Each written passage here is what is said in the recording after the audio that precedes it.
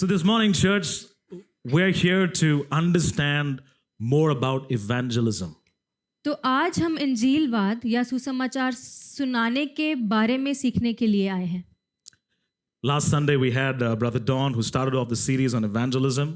पिछले रविवार भाई डॉन ने भी सुसमाचार सुनाने के बारे में संदेश को बांटा था। He very beautifully helped us define this term evangelism बड़ी सुंदर तरीके से उन्होंने इंजीलवाद की परिभाषा हमें दी थी and also the gospel, और सुसमाचार के बारे में भी, helping us understand the what and the why of evangelism. हमारी मदद की ये समझने के लिए कि सुसमाचार क्या है और क्यों है।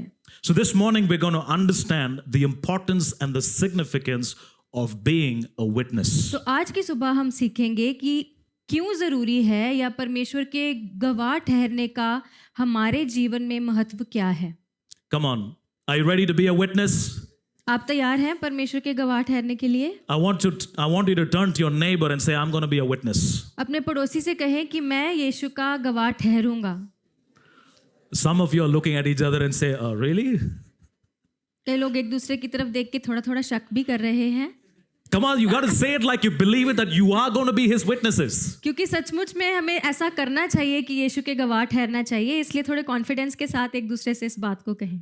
If you're not sure, that is up until now, I can assure you that before you leave this building, God is going to enable your heart and stir your spirit this morning so that you will become his witnesses. अगर अब भी अपने आप पर या अपने पड़ोसी पर शक है कि ऐसा मेरे साथ नहीं हो सकता या ऐसा उनके साथ नहीं हो सकता, तो इस बात को मान के जाइए कि इस भवन से बाहर जब आप जाएंगे तब तक आप तैयार हो चुके होंगे और परमेश्वर के गवाह ठहर चुके होंगे। Amen? Are you ready to become his witness? तैयार है? All right, let's go. Let's turn our Bibles to Acts chapter 1, verse 8. प्रेरितों के काम उसका पहला अध्याय और उसकी 8वीं आयत पर अपना ध्यान देंगे। Let's just give you a few seconds to quickly open. Acts chapter 1, verse 8. प्रेरितों के काम उसका पहला अध्याय और उसकी 8वीं आयत। So this is going to be the most important part of the passage that we're going to be focusing on our topic on being witness. जो जिस पाठ को मैं पढ़ रहा हूँ उसका एक खास भाग होगा जिस पर हम आज अपना ध्यान देंगे। Okay, so let's look at it.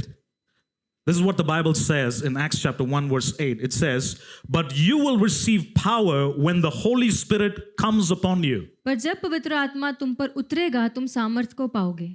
And you will be my witnesses, telling people about me everywhere." और मेरे ऐसे गवाह ठहरोगे जो हर जगह मेरे नाम की गवाही दें।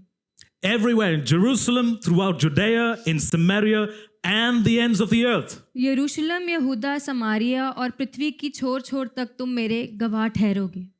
So when does the Bible say that you will be my witnesses? तो कब बाइबल हमें ऐसा कहती है कि तुम मेरे गवाह ठहरोगे? But you will receive power when the Holy Spirit comes upon you. ये तब होगा जब पवित्र आत्मा आपके ऊपर उतरेगा, तब आप गवाह ठहरोगे। So there is a very important aspect that we need to understand this morning. तो इसलिए एक बहुत खास बात है जिसे हमें आज सीखना है। So I'm going to set the parameter very clear. तो इसलिए आपके सामने मैं साफ साफ बात को रखना चाहता हूँ So we have the right foundation in order for us to understand what this actually ताकि means. जो हमारी नींव है वो सही स्थापित हो जाए, ताकि हम सच में समझ जाएं कि परमेश्वर के गवाह ठहरने का असली मतलब क्या है। Unless you have an encounter with God, you cannot be a true witness. जब तक आपका परमेश्वर के साथ सामना या मुलाकात नहीं हो जाती तब तक आप परमेश्वर का गवाह नहीं ठहर सकते। Are you with me this morning? क्या आप समझ रहे हैं? How many of you have had an encounter with God? आप में से कितने हैं जो परमेश्वर से मिल चुके हैं?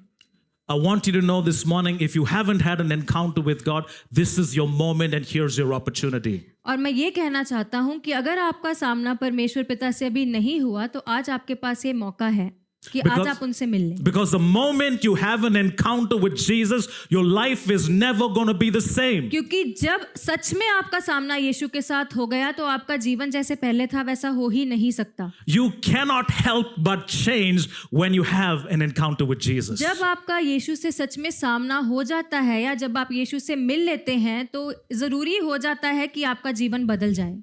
Are you ready to have this encounter with Jesus आप today? तैयार हैं यीशु से मिलने के लिए? It's one thing to desire to be his witness. ये एक बात है कि आप इच्छुक हैं कि मैं परमेश्वर का गवाह बनना चाहता हूँ, It's a whole other experience to become his witness. पर इस बात का तजुर्बा कर लेना कि आपके जीवन में एक असलियत बन जाए कि आप यीशु के गवाह हैं, ये बात कुछ और है। Remember, to be a witness for God इस बात को याद रखें कि यीशु के लिए या परमेश्वर के लिए गवाह बनने का मतलब we all need to have that personal encounter with God. मतलब ये है कि आपकी निजी मुलाकात, आपकी निजी सामना आपका यीशु के साथ हो जाना चाहिए। And I want us to understand, because what you carry to be a witness is the most valuable thing that you could give to people. क्योंकि ये बहुत एक कीमती या बहुमूल्य बात है जो आप लोगों के लिए कर सकते हैं, और वो बात ये है कि आप यीशु के गवाह ठहरें या बन जाएं। See, when you're sharing the gospel with others, remember you're sharing the most precious message they will ever hear. जब आप यीशु के बारे में किसी को बताते हैं तो सबसे कीमती एक शब्द है या वचन है जो वो सुनेंगे इस जीवन में। Amen? Are you ready to share? Because if you really care, you will share. क्योंकि सच में अगर आपको यीशु से प्यार है तो ऐसा होगा कि आप दूसरों को यीशु के बारे में बताएंगे। Because what you're sharing is the gospel of peace. क्योंकि आप लोगों से जो है शांति का संदेश बांट रहे हैं जब आप कहते हैं कि मैं यीशु का समाचार किसी को बताता हूँ। The message of hope. आशा का एक संदेश आप बांटते हैं लोगों के साथ। And the free gift of salvation. और उद्धार जो आपको मुफ्त में मिला है उसके बारे में आप दूसरों को बताते हैं। Do you want to carry this valuable message of the gospel and make it available for people? क्या सच में आप इस वचन को लोगों तक उपलब्ध करवाना चाहते हैं, उन तक बांटना चाहते हैं? You know, I want to give you an example, because sometimes, we understand things a lot more clearer when we have examples, right? मैं आपको एक उदाहरण देना चाहता हूँ क्योंकि हमें ज्यादा अच्छे से समझ आती है। Have you ever noticed when you carry something very valuable like precious stones or jewelry? जब आपके पास कोई बहुत महंगा गहना होता है तो आप उसको कैसे रखते हैं? When you have them at your possession, you're very, very conscious of what you're carrying. जब आपके पास कोई बहुत कीमती गहना होता है या उसको आप लेकर घूम रहे होते हैं तो आप इस बात को जानते हैं, पहचानते हैं, आपको समझ है कि मेरे पास कुछ ऐसा है जो गुम नहीं जाना चाहिए या बहुमूल्य है या कीमती है। You will not go into places where that can be at risk. आप उस जगह पे जाएंगे नहीं जहां पर उस कीमती चीज को खतरा है। Right? Because you want to make sure that you protect it. क्योंकि आप उसकी हिफाजत करना चाहते हैं, उसकी सुरक्षा करनी चाहते हैं, इसलिए उसको बचा बचा के आप जाते हैं। Because you don't want it stolen. क्योंकि आप चाहते नहीं हैं कि वो चोरी हो जाए। But here's the contrast. और यहाँ पर इसके विपरीत एक और बात है। When you carry the message of peace, जब आप शांति के संदेश को इधर उधर लेकर चलते हैं, the gospel of the good news, यीशु की जो खुशखबरी है उसको लिए फिरते हैं, even when people have evil intentions towards you, चाहे लोगों की जो नजर है आपके लिए बुरी हो या उनके जो मनसा है आपके लिए गंदी भी क्यों ना हो, because of what you carry, you become a witness and you become the demonstrations of Jesus for them. क्योंकि आप खुशखबरी को और शांति को लिए फिरते हैं तो उनके लिए भी आप एक मिसाल या एक गवाह ठहर जाते हैं। They might come to do something to you. वो चाहे आपके लिए कुछ गलत करने के लिए क्यों ना आ रहे हो, They will walk away with an encounter from you. वो यीशु का सामना करके जब आपसे मिलते हैं, यीशु का सामना उनसे हो जाता है और यीशु को लेकर फिर वो वहां से रवाना होते हैं। Because what you carry on the inside of you is the most valuable presence of God, the gospel of peace that is going to go ahead and change the hearts of man. क्योंकि जो आपके अंदर है ना, जो शांति का संदेश, वो खास बात है या बहुमूल्य संदेश है जो किसी के जीवन को बदल सकता है। Now, I'm going to challenge you this morning. Are you ready to be challenged this morning? तो आज मैं आपको एक चुनौती देना चाहता हूँ, आप तैयार हैं? Are you ready? See, the gospel, we're talking about being the most valuable evidence, right? एक बहुत ही कीमती सबूत है आपके पास यीशु के बारे में, right? And that's Jesus in the flesh and in the spirit. और ये सुसमाचार या गॉस्पेल जिसकी हम बात करते हैं, उसका सबसे बड़ा जो एक सबूत है वो यीशु है कि यीशु जो वचन है वो देहधारी होकर इस पृथ्वी पर आया। So we need to be very careful in the way how we carry the gospel. इसलिए हमें बड़े ध्यान से सुसमाचार को लेकर चलना है। Pay a lot of attention to what you're carrying. बड़े ध्यान से इसको लेकर जाना है जो हमें बात जो दी गई है उसे। Amen? Because you are his ambassadors.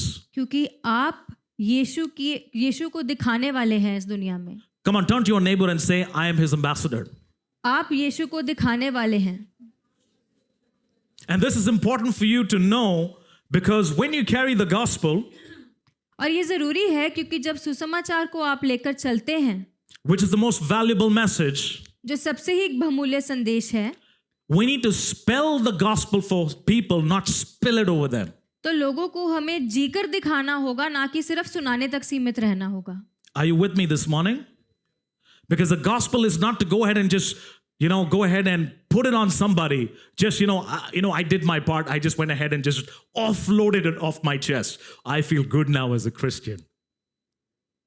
तो अपनी खुशी के लिए या ऐसे एहसास के लिए कि मेरे अंदर सुसमाचार भरा हुआ था, अब मैंने किसी और के ऊपर उसको उगल दिया है, या गिराने के लिए सुसमाचार हमें नहीं दिया गया ताकि हम हल्का महसूस करें, इसलिए हमें सुसमाचार नहीं सुनाना है। Because you're very careful about what's precious to you. क्योंकि आपको सिर्फ सुनाना नहीं है, जी के दिखाना है, क्योंकि सच में आप उसकी कीमत को जानते हैं जो आपके अंदर है। Because by sharing Jesus, we're making him known for who he is. क्योंकि जब आप यीशु के बारे में किसी को बताते हैं तो हम इस बात का सबूत देते हैं कि सच में यीशु हमारे जीवन में कौन है। Because what you're sharing is not temporary, it's eternal. क्योंकि जिसके विषय में आप बात कर रहे हैं वो अनंत काल के बारे में आप बात कर रहे हैं, वो कुछ समय के लिए शुभ संदेश या कुछ समय में सीमित एक खुशखबरी नहीं है, वो हमेशा के लिए ही खुशखबरी है। What you're sharing with people is Jesus, the good news, the gospel of peace. जो आप लोगों के साथ बांट रहे हैं वो यीशु है, या शांति के राजकुमार के बारे में, या शांति का संदेश आप लोगों तक पहुंचाते हैं। This gospel of peace, which carries eternal value, gives people the access to God through Jesus. ये जो संदेश है शांति का जो आप लोगों तक पहुंचाना चाहते हैं, उसका नतीजा ये है कि लोगों को परमेश्वर तक हासिल हो सकते हैं अगर आप उन तक ये संदेश को पहुंचाते हैं तो। Do you know he left us on earth that we might be his witnesses? क्या आपको पता है कि आपको पृथ्वी पर अभी तक क्यों रखा गया है? इसलिए रखा गया है कि इस पृथ्वी पर आप स्वर्गीय पिता के गवाह बनकर रहें। In heaven there will be no witnessing. स्वर्ग में कोई गवाह नहीं ठहरा हुआ। Because in heaven, seeing is believing. क्योंकि स्वर्ग में जो दिखता है उसी पे आप यकीन कर सकते हैं। Because you won't be there otherwise, right? क्योंकि नहीं तो वहां तक पहुंचना बहुत मुश्किल है। Okay, y'all are getting too serious. बहुत ज्यादा आप I'm talking about being a संगीन होते witness, and I understand there is some serious element to it, but I want you to grasp the honor that we have to carry the gospel of peace. इस बात में आप उस इज्जत का एहसास करें कि आपको सच में क्या दे दिया है परमेश्वर ने। एक बहुत महान खुशखबरी को आप लेकर अंदर बैठे हुए हैं यहाँ पर। I want us to reflect on a couple of questions this morning. Are you with me? कुछ प्रश्न हैं जिन पर मैं आपका ध्यान चाहता हूँ। I mean, when you think about it, what do you think is the greatest need in the world today? अगर आप सोचें कि इस दुनिया में या इस पृथ्वी पर सबसे बड़ी जरूरत इस समय क्या है? Is it who has the most powerful force, whether it's ground or air force? Is that what it is? धरती पर या वायुसेना के किसी फोर्स की बात की जा रही है कि किसमें ज्यादा दम है? ऐसी चीजों की जरूरत है दुनिया में? Or which country has the most foot soldiers and who has the obsolete training? या किस देश में सबसे ज्यादा सैनिक हैं जो प्रशिक्षण पा चुके हैं? So that you can show who can be more powerful than which ये country. दिखाने की जरूरत है कि कौन किससे ज्यादा बलवान है। Is that what it is today? क्या ऐसा है? Is that what we need today? सिर्फ इसी बात की जरूरत है? We're in the last days. There will be rumors of war. हम अंत समय में हैं और हम हर तरफ युद्ध की बातों को सुनेंगे। We see it happening all around us. और हम इस बात को जानते भी हैं कि ऐसा हमारे आसपास हो भी रहा है। And I want to encourage you, church, family. और मैं आपको प्रोत्साहित करना चाहता हूँ। The gospel of peace, the message of hope, has more significance and importance now more than what we've experienced before. ये सारे बल जितनी भी बात की है इनसे सबसे ज्यादा बलवान है परमेश्वर की वो खुशखबरी जो आपको दे दी गई है। Imagine all those people not knowing Jesus, where would they be? और ये सारे लोगों की जिनकी हमने अभी बात की है, चाहे वो सैनिक हो, प्रशिक्षण पाए हो, देश हो, दुनिया हो, इंसान हो, आपका पड़ोसी हो, उनका क्या हाल हो जाएगा अगर परमेश्वर का सुसमाचार उन तक नहीं पहुंचा तो। There are so many people who are yet to receive this gospel of peace. क्योंकि बहुत से लोग हैं जो अभी तक इंतजार में बैठे हैं कि उन तक कोई शांति के संदेश को ले आए या उनके कान में शांति का संदेश सुन पड़े। I mean, think about it this way, right? Where would you be if somebody hadn't shared Jesus to you? अपने बारे में ही सोच लें, अगर उनके बारे में नहीं सोचना है कि अगर यीशु के बारे में आपको किसी ने अब तक बताया ना होता I know where I will be. किस हाल में होते। I'd have been in the grave if it wasn't for Jesus. अगर मैं अपनी बात करूं तो अभी तक मैं कब्र में पहुंच चुका होता। When alcohol and drugs took a hold of my life, जब शराब ने और नशों ने मुझे जकड़ लिया था, when everything, my relationships, everything was ruined, जब मेरे रिश्ते नाते सब बिगड़ चुके थे, I had no reputation, तब मेरी कोई इज्जत भी नहीं रही थी I had no value in me. और मेरा कोई मूल था ही नहीं दुनिया में। But I thank God for a Savior. पर मैं परमेश्वर का उस बचाने वाले उद्धारकर्ता के लिए धन्यवाद करता हूँ, Because He not only saved me, He redeemed me. क्योंकि सिर्फ मुझे बचा ही नहीं लिया, मेरा उद्धार भी कर दिया है। And today I am a witness. और इसीलिए आज मैं गवाह ठहर चुका हूँ। I am a witness of the goodness of God in my life. परमेश्वर की भलाई का अनुभव जो मैंने अपने जीवन में किया, उस वजह से मैं आज एक गवाह बन चुका हूँ। Everything that I am today is because of Jesus. आज जो कुछ भी मैं हूँ वो यीशु की वजह से ही है, Everything that I will ever become is because of और Jesus. जो कुछ मैं बनने वाला हूँ वो भी यीशु की वजह से ही होगा। And I will never second guess that. और मैं दूसरी बार इस बारे में सोचता नहीं, या मुझे इस बात पर बिल्कुल शक शुबा हो ही नहीं सकता। Are you with me this morning? आप समझ रहे हैं? Maybe that's your story today. हो सकता है आपकी कहानी भी इससे मिलती जुलती ही होगी। Maybe some of you are not able to connect saying, oh, I wish that was true about me. हो सकता है आप कहें कि काश मेरे बारे में भी कोई ऐसी कहानी होती है, मेरे लिए भी ये बात सच ठहरती। I want you to know, yes, that's going to be true about you मैं too. आपको ये कहना चाहता हूँ कि आपके लिए भी एक बहुत बड़ी सच्चाई ये बनने जा रही है, Because all you need is just one encounter with Jesus. क्योंकि सच में सिर्फ एक मुलाकात या एक सामना जीवित परमेश्वर के साथ आपको चाहिए आपके जीवन को बदल देने के लिए। Because one encounter can change and transform your life forever. क्योंकि एक ही बार जब आप यीशु से मिल लिए तो हमेशा के लिए आपके जीवन बदल जाएगा। Are you with me, church? समझ रहे हैं? Are you ready for that encounter? क्या आप तैयार हैं? Some of you have been waiting for this encounter for a long time. You've been praying about this. आप में से बहुत हैं जो यीशु से मिलने के लिए कब से बेसब्रे हुए हैं, कब से इंतजार में। Do not be discouraged. तो आप हताश ना हो, Your patience is going to be rewarded. आपका जो सब्र है उसका जो इनाम है वो भी यीशु के पास ही है। Let's look at our Bibles. हम बाइबल में देखेंगे, Let's turn our Bibles to Romans chapter 10, verse 11. Romeo की पुस्तक उसका 10वां अध्याय और उसकी 11वीं आयत। Romans chapter 10, verse 11 to 15. Romeo उसका 10वां अध्याय और उसकी 11 से 15वीं आयत। So this is what the Bible says. Romans chapter 10, verse 11 to 15. As the scriptures tell us, anyone who trusts in him will never be disgraced. Jew and Gentile are the same in this respect. They have the same Lord who gives generously to all who call on him. For everyone who calls on the name of the Lord will be saved. But how can they call on him to save them unless they believe in him? And how can they believe in him if they have never heard about him? How can they hear about him unless someone tells them? And how will anyone go and tell them without being sent? That is why the scriptures say, how beautiful are the feet of messengers who bring good news. क्योंकि पवित्र शास्त्र ये कहता है कि जो कोई उस पर विश्वास करेगा वह लज्जित ना होगा। यहूदियों और यूनानियों में कुछ भेद नहीं, इसलिए कि वह सबका प्रभु है और अपने सब नाम लेने वालों के लिए उदार है।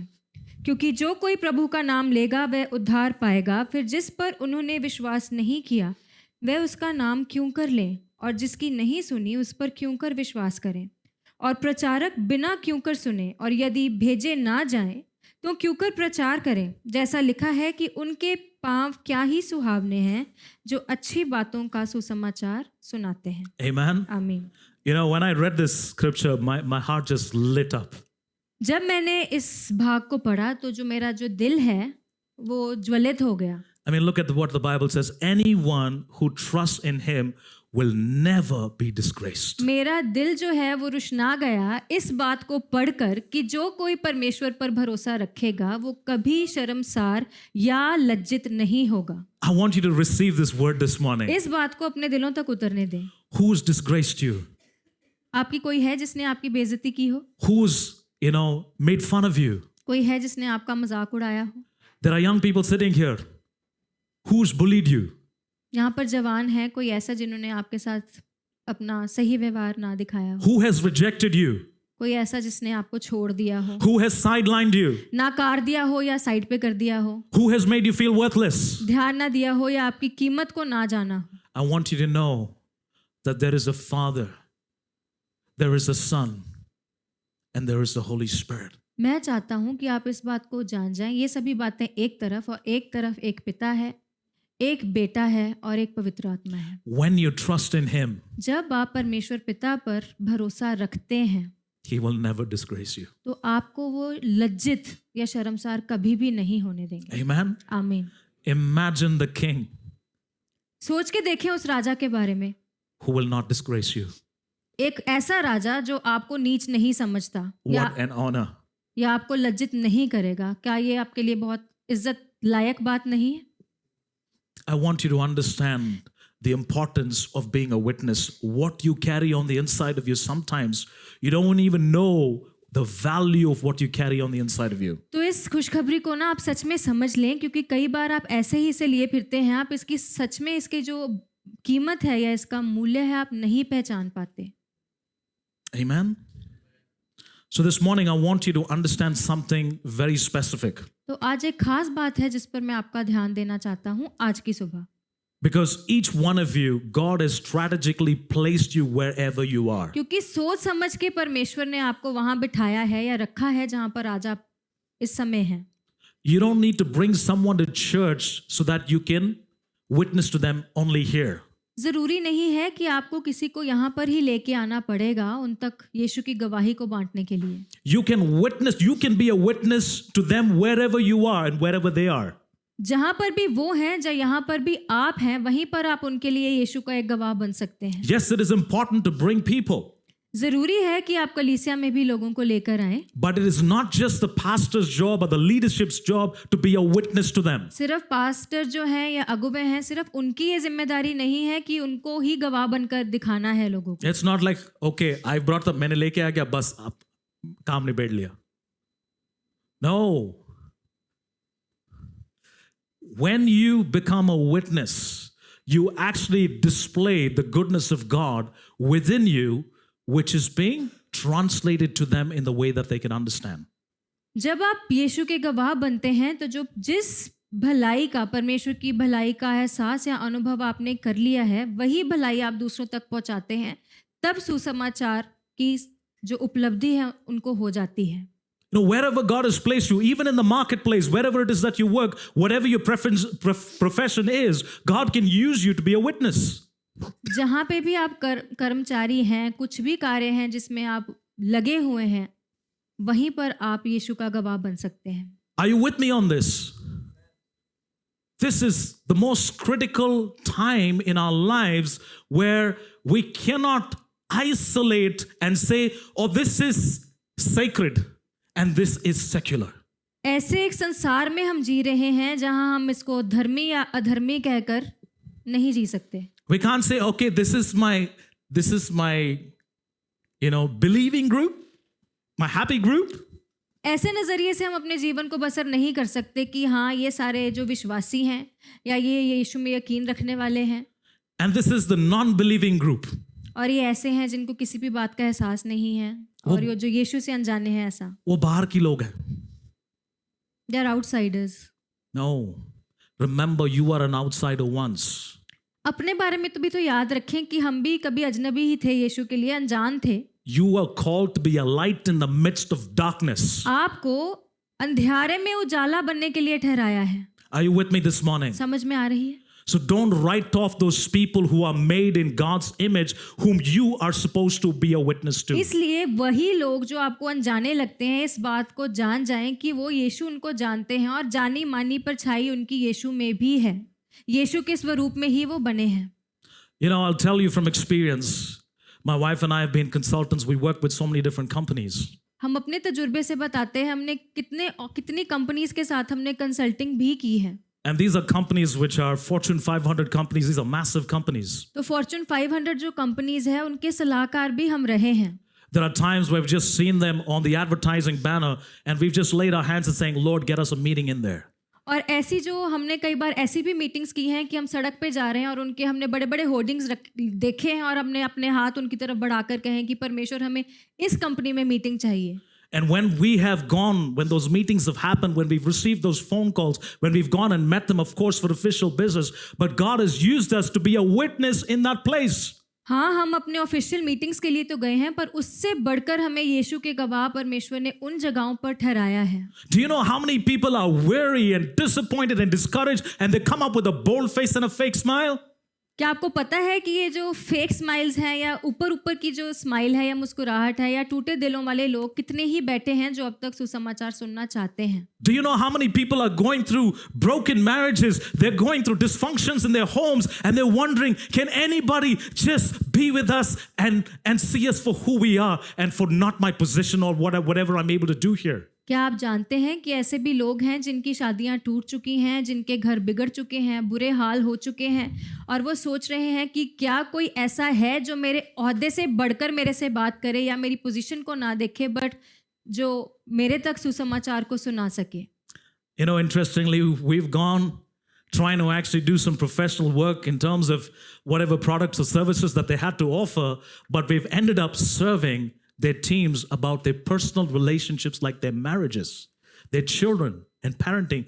Would you have ever thought about that? हम उनके व्यापार से जुड़े हुई सलाह उनको देने गए थे। अक्सर ऐसा होता है बट अंत में क्या होता है कि हम उससे बढ़कर जो बात की तय है वहां तक, उनके परिवारों तक, उनके बच्चों तक के सलाहकार हमें परमेश्वर वहां ठहरा देते हैं। Come on, these are people who are so keen on return on investment. शायद ये परमेश्वर से अनजान लोग हैं और वो ये चाहते हैं कि जितना हम पैसा लगा रहे हैं उतना उससे बढ़कर हम तक आना चाहिए। But God has taken us there for returns on relationships. पर परमेश्वर ने जो है पैसे से बढ़कर रिश्तों पर हमारा ध्यान लगा दिया है। And today we've seen the miracle working power of Jesus in their तो lives. आज हमने परमेश्वर की पराक्रमी सामर्थ, जो अचंबे काम करने वाले आश्चर्यकर्म परमेश्वर की सामर्थ उनके जीवनों में देख ली है। Wherever God has placed you, जहां पर भी परमेश्वर ने आपको रखा है, He will use you. The question is, are you willing to be used to be a witness? वहीं से परमेश्वर आपकी गवाही को आगे बढ़ाएंगे। बट जो प्रश्न है या सवाल है वो ये है कि क्या आप तैयार हैं? I'm going to go quickly for time.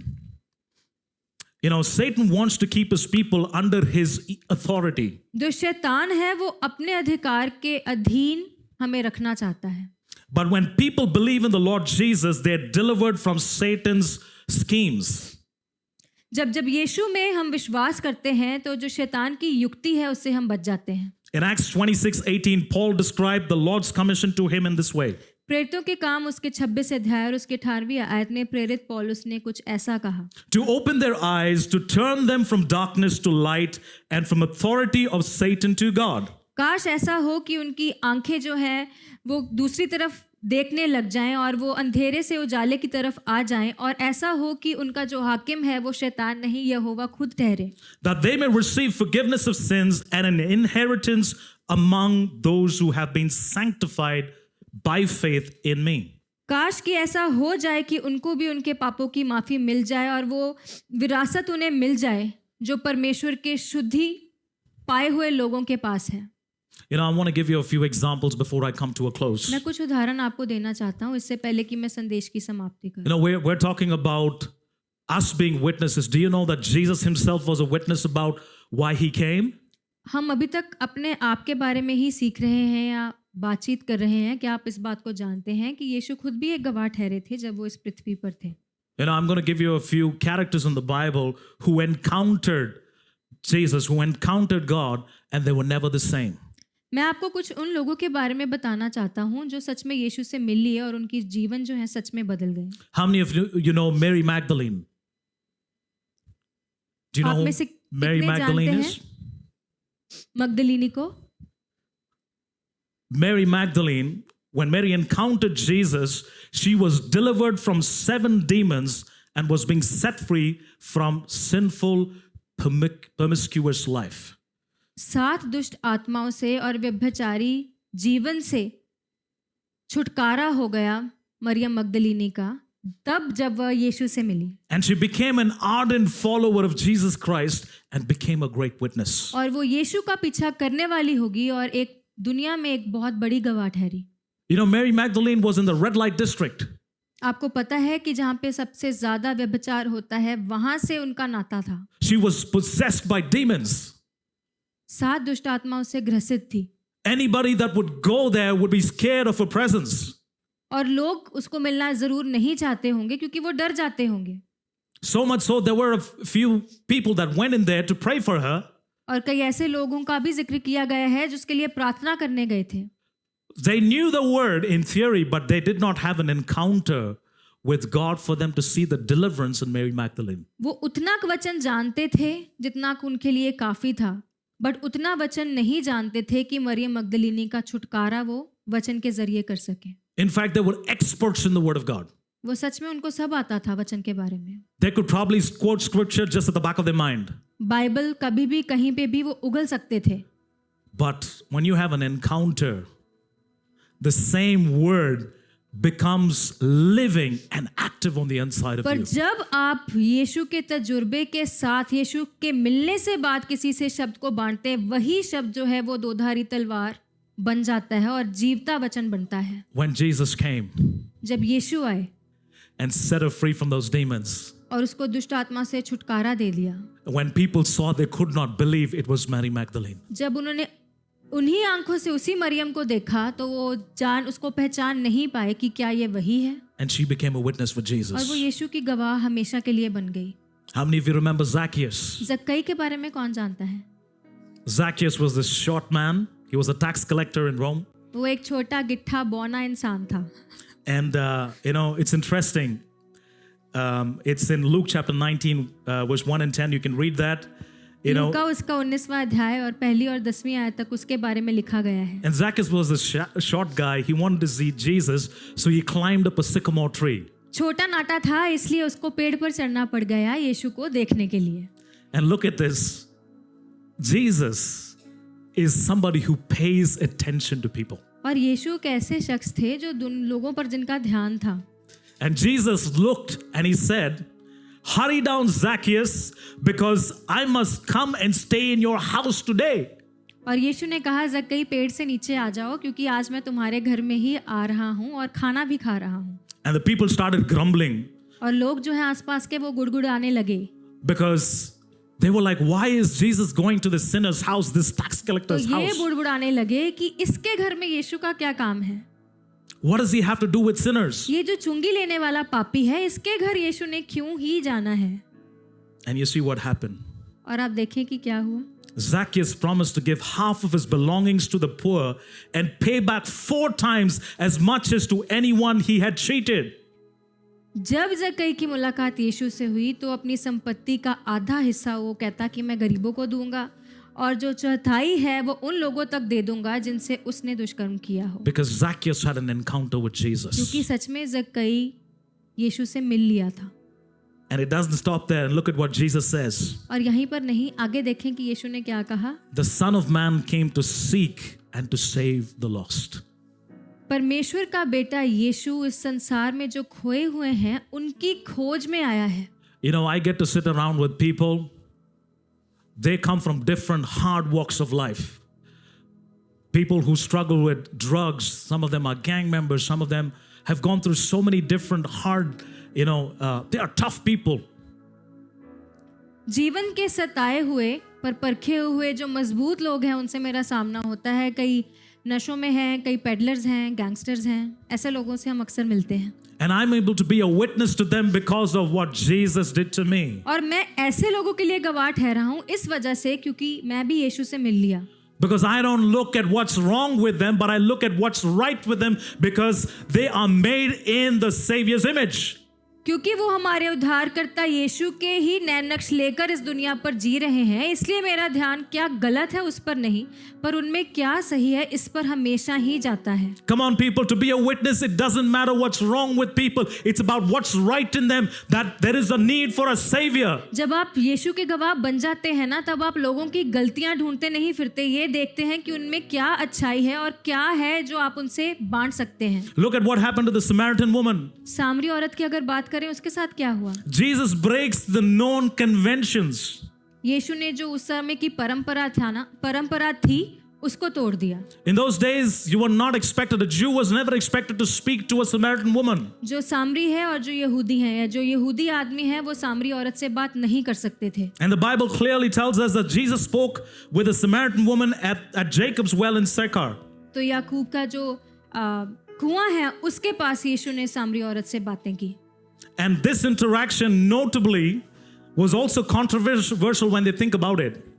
और ये बातचीत वैसे होनी नहीं चाहिए थी समाज के मुताबिक, Because he was crossing significant social boundaries at that time. कि जो सामाजिक जो वहाँ पर हदें थी, उनको यीशु उनकी उल्लंघना कर रहे थे, या उनको पार करके उन्होंने ऐसा किया कि सामरी औरत को बुला लिया। Including gender and ethnic divisions. और उस समय औरत और आदमी में बहुत ज्यादा But you all know how the story goes. फर्क रखा जाता था। पर आपको ये कहानी को भी आप जानते हैं। One encounter with Jesus. सिर्फ एक मुलाकात हमारे यीशु के साथ, She ran back and told the whole town. सिर्फ एक बार मिली और पूरी दुनिया को, या पूरे वहाँ का जो उनका शहर था, वहाँ तक वो यीशु के समाचार को सुनाती फिरती। She couldn't be bothered what her past was.